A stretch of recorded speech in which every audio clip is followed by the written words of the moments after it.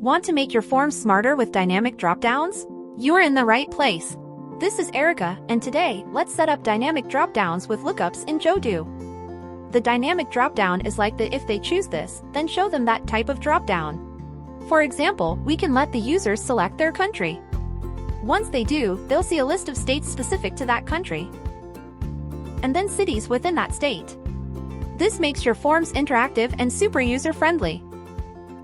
To make a conditional drop-down list like this, first, you need to create a database form.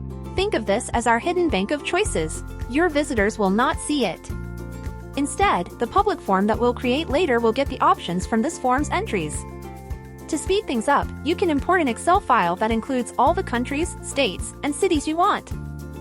When creating the hidden database form, choose Create from Excel. In just a few clicks, your database form is now created and populated with data. Once your database form is ready, it's time to create the public form that your visitors will use. Then, you can choose between single select or multi-select fields based on what you need, and add the country, state, and city fields.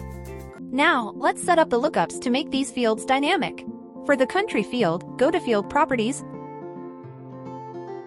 Find Options, and select Lookup. Choose your database form as the source, and select the country field. For the state field, we'll do something similar but with an added step.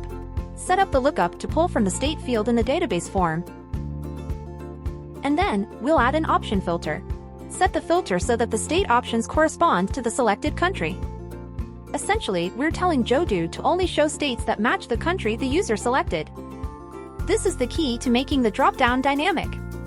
Finally, for the city field, again, set up the lookup to pull options from the city field in the database form. And for the option filter, we'll take it a step further.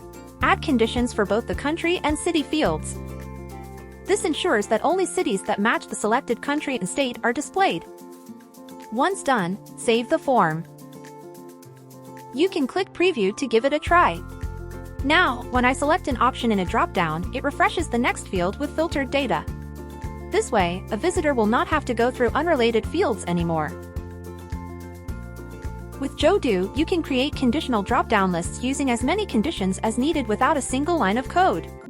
If you have any questions about utilizing dynamic drop-downs in your forms, leave me a comment or join our community. Thank you for watching, and I'll see you next time.